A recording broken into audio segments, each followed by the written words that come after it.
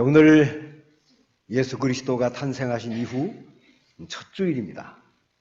첫 주일 이 말씀은 이해하기가 조금은 어려운, 그냥 평범하게 읽으면 그런가 보다 그럴 수 있는데 자세히 들여다보면 좀 이해하기 어려운 말씀입니다.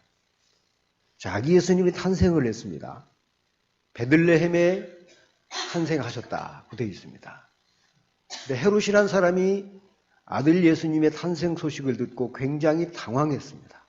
그래서 그 지경에 있는 아들 예수님을 찾기 위해서 온갖 찾았는데 찾을 방법이 없어요. 그래서 2살 이하의 모든 어린아이들은 다 죽였다고 되어 있습니다. 예수님이 탄생하자마자 그 도성은 울음바다였어요. 좀 이해하기가 어렵습니다. 헤롯이라는 악한 왕이 그 지역에 살고 있었는데 우리 하나님께서 당신의 아들 그 지경에 보내셨다 하는 겁니다.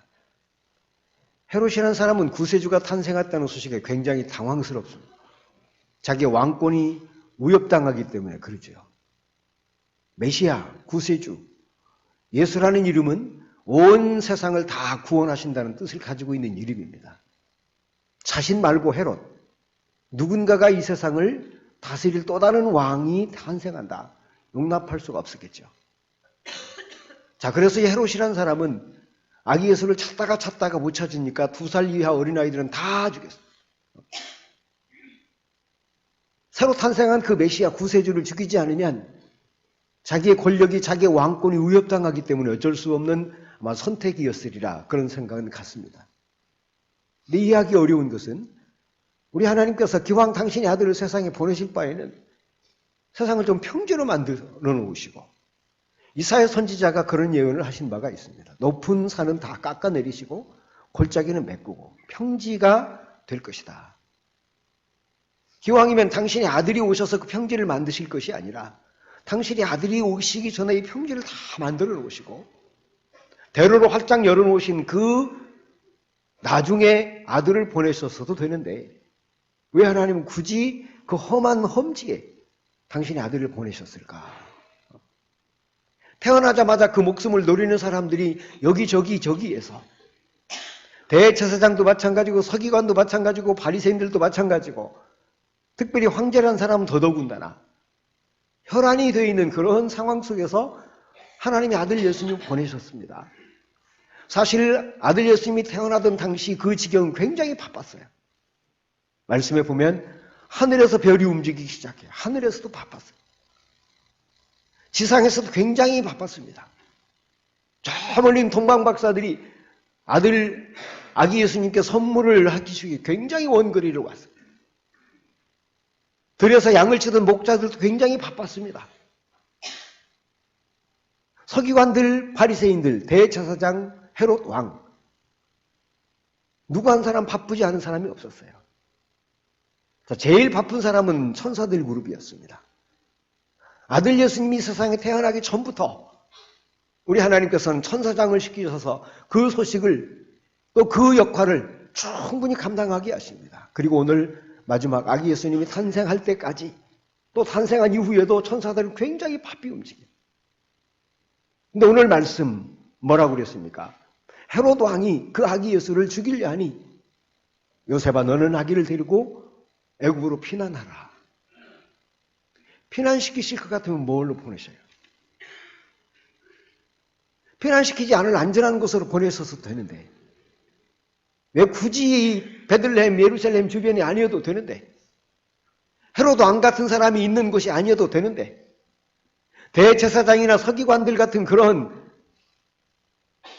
메마른 신앙을 가지고 있는 사람들이 아니었어도 되는데 그런 사람들이 없는 곳에 충분히 당신의 아들을 보내셨을 수 있는데 왜 하나님 그 험지에 보내놓으시고 태어나자마자 당신의 아들을 피난시키시는가? 이해하기가 조금 어려운 내용이에요. 또 더더군다나 이해하기가 어려운 말씀은 기왕사 피난지를 골라서 아기 예수를 피신시킬 바에는 조금 더 안전한 곳으로 보내셔야 되는데 왜 하필 애굽이야? 여러분, 애굽이라는 나라는요 이스라엘 사람들이 듣기 거북한 땅입니다. 애굽이란 나라의 말만 들어도 알러지 반응이 일어날 수 있는 그런 것이 베들레헴보다도 훨씬 험지에 오랜 과거로부터 거슬러 올라가면 믿음의 조상 아브라함이 양식을 구하러 애굽 땅에 갔다가 큰 봉변을 당할 뻔한 적이 있습니다. 아브라함의 아내 사라가 굉장히 예뻤다고 그래요. 자, 양식을 구하러 애굽 땅까지 2억 마리 멀리 가족들을 데리고 와이프와 함께 그 땅을 갔는데 그 땅에 왕이 사라를 욕심냅니다. 뺏길 뻔했어요. 아브라함만 그런 게 아닙니다. 그 아들 이삭도 역시 그 땅에 기근이 자주 들어서 양식을 구하러 또 애굽 땅에 내려갔는데 역시 아버지와 똑같이 아내를 뺏길 뻔했습니다. 애굽이라는 것은 바로 그런 험지예요. 여러분, 제가 세계 여행을 하면서 지금도 굉장히 불편하게 여행을 한 곳이 두 군데 있어요. 하나는 이탈리 로마예요. 돌아다니기가 불편합니다. 아예 처음부터 안내하는 사람들이 이미 다 예고하고 경고해요. 여기는 가방 타는 사람들 절대 맡기지 말아라. 큰 가방 들고 다니지 말아라.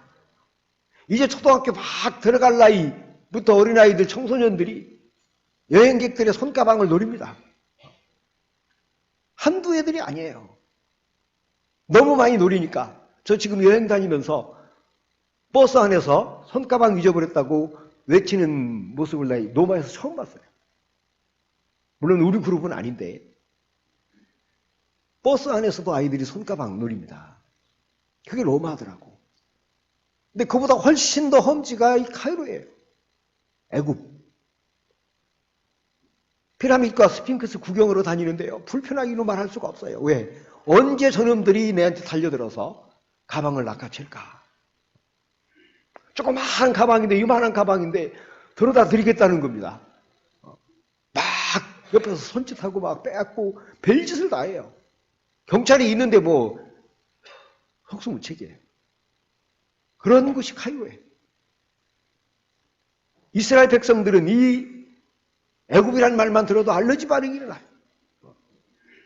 믿음의 조상이 아내들을 뺏길 뻔한 그런 얘기뿐만 아닙니다. 여러분, 이스라엘 백성이 430년 동안 거기서 종살이 했어요. 얼마나 긴 세월 동안 유대 백성들이 거기서 당하고 또 당하고 당했는지 몰라요. 이게 애굽 땅이에요.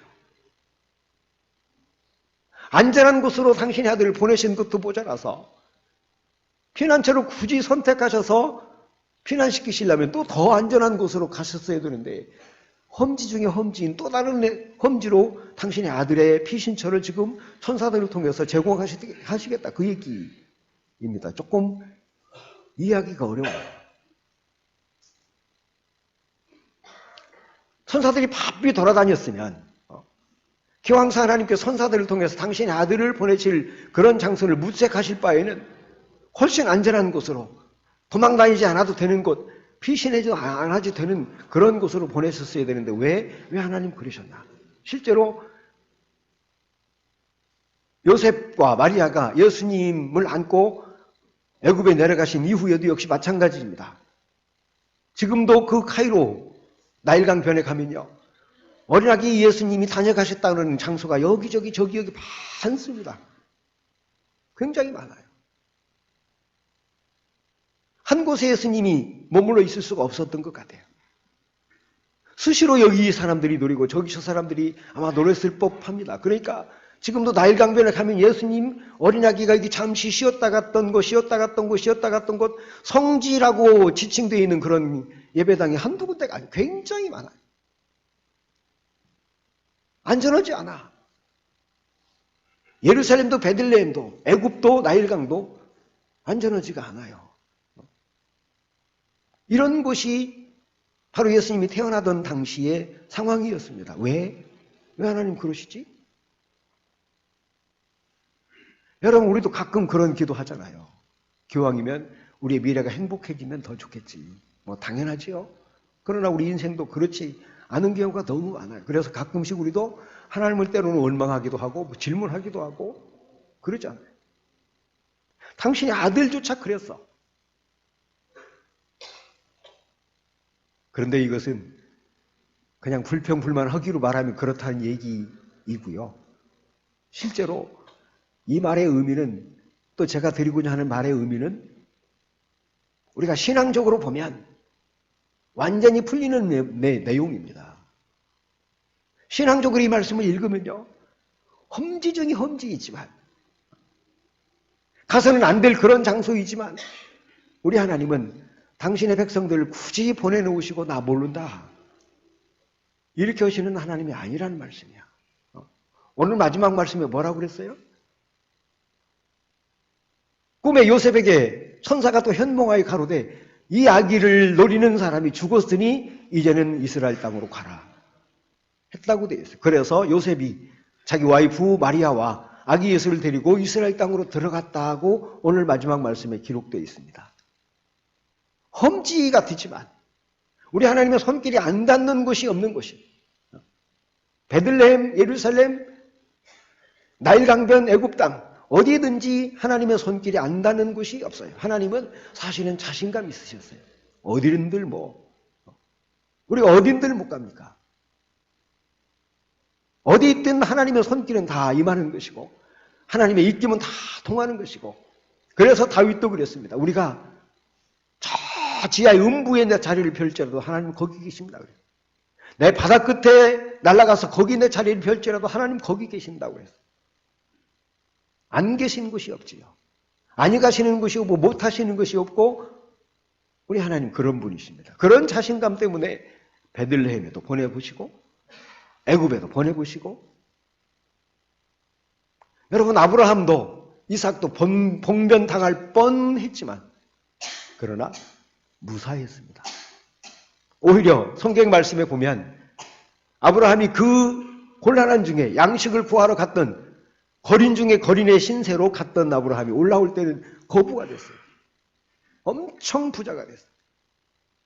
이는 이삭도 역시 마찬가지였습니다. 탈탈 다 털고 양식을 구하러 간 사람, 아무것도 가지고 간 것이 없는 사람들입니다. 지금으로 말하면 노숙자라 다름이 없는 사람들. 그런데 아브라함도 이삭도 역시 올라올 때는 거부가 됐어요. 하나님의 손길이 그렇다는 말씀이죠. 오늘 베들레헴의 아기 예수를 보내셔도 애굽의 아기 예수를 보내셔도 우리 하나님 손길이 있는 한 안전한 것이지. 그래서 늘 천사들을 통해서 하나님은 그분을 지키시고 또 지키시고, 날강변에서 또 다른 곳으로 움직여도 또 지키시고. 여러분 이스라엘 백성들이 애굽에서 탈출해 나와가지고 가나안에 입성하기까지 그 고생 이루 말할 수가 없지요. 굉장한 지도자였던 모세도 두렵게 이루 말할 수가 없었어요. 왜? 사막이라는 곳은 그야말로 1시간 1분 앞도 내다볼 수 없는 환경입니다. 누가 어디서 어떻게 쓰러질지 몰라요. 마실 물이 없기 때문에, 먹을 양식이 없기 때문에, 낮에는 굉장히 뜨겁고 밤에는 굉장히 차갑기 때문에 앞으로 우리 미래에 어떤 일이 전개될지 전혀 예측이 불가능한 것이 이 사막입니다. 모세도 초조불안하기로 말할 수가 없었어요. 여러분 모세가 회막을 짓고 하나님 앞에 기도한 이유입니다. 한시도 모세도 안심할 수가 없어요. 그래서 늘 기도했던 장면이 우리 성경에 기록되어 있죠. 자, 모세가 죽었어요. 여호수아가 바톤을 이어받았습니다. 자, 여호수아가 할 수 있는 마지막 일은 이스라엘 백성들 데리고 가나안에 입성하는 것이죠. 자, 문만 열면 가나안에 입성입니다. 가나안이 다 보였기 때문에 여호수아 눈에. 그래도 여호수아는 불안해요. 초조합니다. 왜? 가나안이라는 곳은 눈에 보이는 곳이긴 하지만 여리고성 그 입구에 가장 첫 번째 관문에 엄청난 군사를 주둔시켜 놨으니 저 어떻게 들어가요? 여호수아도 불안하고 초조하기는 마찬가지예요. 믿음이 그렇게 돈독한 사람이지만 불안합니다. 초조합니다. 미래에 대해서 불안하지 않은 사람이 세상에 어디 있어요? 그랬더니 여호수아가 하나님을 열심히 찾고 찾아요. 방법이 없어요. 기도하는 것 외에는 방법이 없어. 하나님을 찾았더니 하나님께서 여호수아에게 뭐라고 그랬어요? 내가 모세와 함께 있었던 것 같이 너와 함께 할 것이다. 모세와 함께 있었던 것 같이 너와 함께 할 것이니 넌 두려워 말고 놀라지 말라. 네 길이 형통할 것이라. 이게 하나님 여호수아에게 주신 말씀이에요. 그리고 또 마지막으로 주신 말씀이에요. 네가 어디로 가든지 내가 너와 함께 할 것이다. 이런 음성을 여호수아가 듣습니다. 아주 담대해졌어요.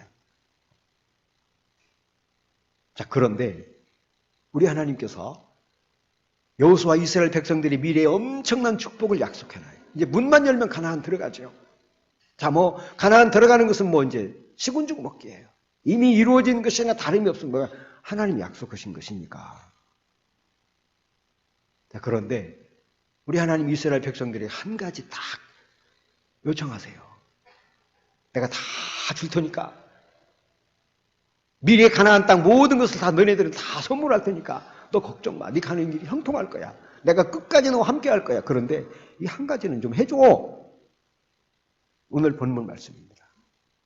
할례를 행하라. 아니 굉장히 많은 선물을 준비하시고 굉장히 많은 선물을 다 주시겠다고 해놓고 하나 요청하시는데 할례를 행하라. 그건 할 일도 아닙니다. 사실은. 할 일도 아니야. 할 일도 아니지만 그래도 하나님이 여호수아에게 부탁해요. 이스라엘 백성들에게 할례를 행하고 떠나라 하는 그런 부탁입니다. 자, 여기서 말씀하신 할례는 정결 예식입니다. 남자들의 표피를 떼어서 놓고 가는 거예요. 굉장히 상징적이에요. 그동안의 애굽 땅에서 종살이를 했던 그 종의 마음, 종된 습성, 잘못된 습관, 잘못된 관성 이런 건 다 놓고 가. 가나안 땅에는 그거 가져가지 마. 그동안에 너희들 원망했잖아. 내가 엄청난 기적을 행사하고 너희 엄청난 축복을 줬는데도 그 다음날 너네들 또 원망했잖아. 그런 거 다 놓고 가 여기다. 가나안에 들어가서는 그렇게 하지 마. 내가 축복으로 너희에게 엄청난 큰 선물을 주어서 들어가는 그 땅에서는 제발 지금까지 잘못된 이 관성, 관습, 습관 이런 버릇은 다 놓고 가. 이게 할례 예식입니다. 껍데기라도 해도 놓고 가. 껍데기 아주 극히 일부지만 그거라도 해도 놓고 가. 마음의 껍데기 다 놓고 가. 영적인 껍데기 전부 다 놓고 가. 쓸데기 없는 건 다 놓고 가. 그곳이 길갈이었습니다. 길갈이라는 곳은 요단강을 건너서 바로 이스라엘 가나안 땅 입구를 지칭하는 말이에요. 바로 그곳에 우리 하나님께서 여호수아에게 부탁한 할례 예식을 행하라는 명령 장소입니다. 다 놓고 가요. 말씀에 보니까 여호수아가 즉석에서 행합니다. 왜? 너무 쉬운 것이거든. 그 손바닥 뒤집는 것보다도 더 쉬운 얘기예요. 그런 정도 의무를 감당하지 않고서 우리가 미래를 약속받는다는 건 도덕근성이죠. 그래서 여호수아가 아주 즉석에서 행합니다. 이후에 여호수아는 가나안에 입성하는데 어떻게 들어가요? 난공불락처럼 보였던 여리고성이 무혈 입성이에요. 손 하나 까딱하잖아요. 그냥 나팔을 불었더니 다 무너졌다고 그랬어요. 나팔 불었더니 무너졌어. 전쟁을 해도 엄청 큰 전쟁을 해야 되는 성터입니다. 그게. 지금도 있어요. 여리고는. 이스라엘 역사에 이런 축복된 역사가 다시 없을 겁니다. 딱 한 가지 의무 중에서 굉장히 작은 의무 하나를 하나님 요청하세요. 2020년이라는 가나안의 미래, 우리에게 주실 가나안이 눈앞에 우리 펼쳐져 있습니다. 이제 며칠 후에는 2020년 우리의 미래가 전개됩니다. 가나안의 축복 우리 앞에 다가와요. 하나님이 요청하시는 거 딱 한 가지. 여러분 개개인 다 알 겁니다. 내가 금년 1년 동안 못한 게 있어요. 내 이것도 해야 되고 저것도 해야 되고 막 할 것이 굉장히 많지. 성경에 보면 엄청 많아요. 그런데 내 마음에 그래도 한두 가지는 내가 꼭 이것은 하고 갔어야 되는데 하는 아쉬움이 아마 우리에게는 다 있을 겁니다. 하나님 역시 마찬가지예요. 이것도 행하고 저것도 행하고 다 행하라는 말씀이 아니에요. 그 중에 가장 쉬운 것, 가장 하기 쉬운 것, 그거 하나만이라도 너네들이 시행하고 가라 하는 그런 얘기가 오늘 본문의 말씀. 놀라운 것은요, 누가복음의 말씀에 보면 막 태어난 어린아기 예수님을 어머니 아버지 요셉과 마리아가 데리고 성전에 올라가서 할례를 행합니다. 난지 8일밖에 안 된 어린아기를 데리고 성전에 올라가요. 그래서 거기서 또 할례를 행했다고 돼 있어요. 그리고서 애굽으로 피신한 거지. 자, 당신의 아들조차 의무를 감당하게 하십니다. 그 아들의 어머니 아버지에게조차 의무를 감당하게 부탁을 해놓고 말씀하시고, 그리고 그 행하는 모습에 하나님이 기뻐하셨겠지. 안전한 피신처로 우리 하나님께서 애굽 땅을 제공하신 겁니다. 사람의 눈에는 가시방석 같은 험지이지만 그러나 하나님이 보시기에는 안전한 곳이에요. 당신의 손길이 있는 한 안전하지 않은 것이 없지요. 2020년도 어떤 일이 벌어질지 우리는 몰라요. 그러나 하나님 함께 하시는 한 안전한 미래가 될 줄로 믿습니다. 제가 요즘 새벽기도 하다가 새벽기도 다 나오셨죠? 뭐 다 나오셨죠? 제가 보니까 다 나오셨네. 뭐 그거 하나만이라도 하고 가십시다. 근데 제가 새벽기도 하다 그런 생각을 했어요. 앞으로 이제 지금 2020년도 입성하기 위해서 우리가 일주일 새벽기도, 2주 새벽기도 하잖아요. 이제 일주일 남았는데 그러지 말고 뭐 이렇게 길게 할 것도 없다. 2월 1일 날, 3월 1일 날, 4월 1일 날 한 달에 하루만이라도 새벽기도 하고 가자. 하실 수 있죠? 못하겠으면 아예 포기해. 하실 수 없죠? 아이고, 대답 안 하시는 거지. 다 하실 수 있을 것 같아. 자, 제가 그런 생각했어요. 왜 그런 거 하면 1년 12달입니다. 12달 중에 12번은 하나님 앞에 그래도 새벽에 나와야지. 하나님 우리에게 엄청 축복을 줬는데, 야, 그거 한 번 조그마한 거라도 한번 해봐. 12달에 12번, 시간에 11조야. 내가 헌금 11조를 드리라고 하면 벌떡 낮아빠질 수 있으니까 내가 그 얘기는 못 드리겠어요. 그거 뭐 신앙에 맡깁시다. 근데 시간은 드릴 수 있어, 우리가. 내 능력과 힘, 하나님 앞에 다 못 드려도 아주 조금, 내 표표 중에 조금 우리 하나님 앞에 드리고 갈 수 있어. 그 정도 각오는 우리가 하고 2020년은 맞아야 되겠다. 자, 일주일 남은 새벽기도도 여러분 열심히 하셔야 될 것이지만 앞으로 매월 첫 주일에 드리는, 첫날에 드리는 이 새벽자단을 한번 드려서 12개월에 12번. 굉장히 양보한 거 하나님이. 엄청 양보하신 거예요. 처음에는 그런 생각했어요. 365일에 36일. 그럼 36일이면 한 달에 3번 새벽기도 드리면 괜찮겠다 싶은데 이건 조금 무리한 요구 같아. 우리 하나님이 그렇게까지 요구하실까 싶은 생각이 들어서 제가 양보하고 뒤로 한참 물러서서 하루만 드리자. 그래도 시간에 11조가 되네. 말을 하자면 그런 얘기이다. 그 말씀입니다. 여러분, 자, 금년 마무리하면서 우리가 혹시 가나안에 입성하기 전에 2020년이라는 가나안이 눈앞에 보이는데 그 들어가기 전에 우리 하나님이 내게 원하시는 것이 뭘까? 내가 못한 게 뭘까?